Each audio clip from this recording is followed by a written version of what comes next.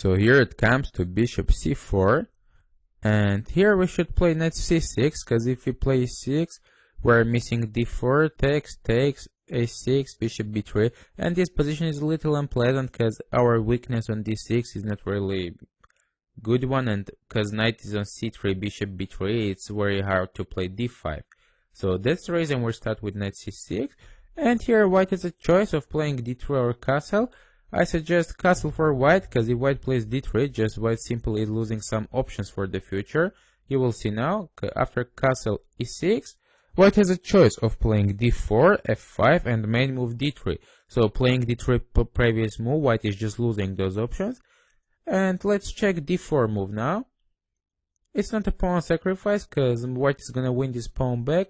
Just white is trying to take this strong d4 square under black's control. We should take cd4 and knight b5. So here, if we play d5, we are just losing this pawn, because takes, bishop d5, and if queen d5, knight c7 check. So we're not able to play d5, and knight g7 is a good move. And here is a white's turn to make a good one, because after knight d4, d5, takes, knight d4, we can castle, because knight on d4 is hanging. After d takes e6, queen d4. And that's why black would be a little better. So white is playing bishop b3 now. A good move. Just delaying capturing on d4 with castle and knight bd4. Let's take a look at these positions. It's a little bit different from the position I was talking about before.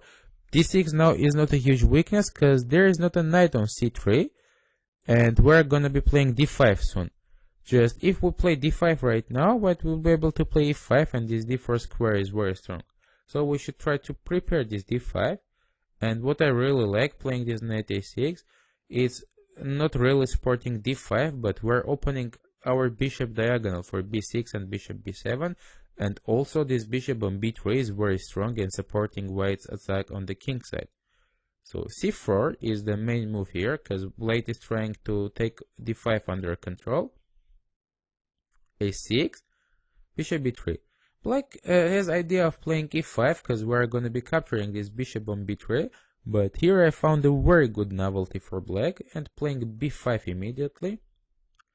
b5 is very typical pawn sacrifice in all Sicilian variations, because very often we're just giving up this pawn to have an attack on e4 with some tempos, or to play d5 somewhere, or also there's this diagonal, so whenever white captures the knight b5, which should be played, because otherwise white will get worse position. We are playing bishop a6, forcing a4, and here we have a pleasant choice, either to play this position after bishop b2 or b1, bishop g7, because white's pawns are going to be a little weak, and this position is at least equal for black. After e5, after bishop a2, d5, e5, we're just able to play queen d7, and a very safe position for black.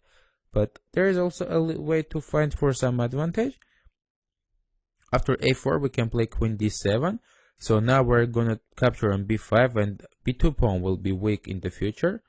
Knight fd4, knight b3, queen b3, and knight c6. We're just exchanging everything, and soon when we capture on b5, white pawn will be a huge weakness. Queen d3 and rook b8. Better to play rook a b8, and after knight c6, takes, rook c1, bishop b5, a b5, queen b5, queen d6, queen b2. Of course, this position is very equal, but black is slightly better because white king is a little bit weak. Also, white should find all these moves playing knight d4, queen d3, because otherwise we're going to be capturing on b5 and getting this weakness on b2. So this b5 move is solving all the problems in this d4 variation, and black is doing at least fine. In many cases, black will fight for initiative. So now let's go ahead and see what happens whenever white plays f5 instead of playing d4.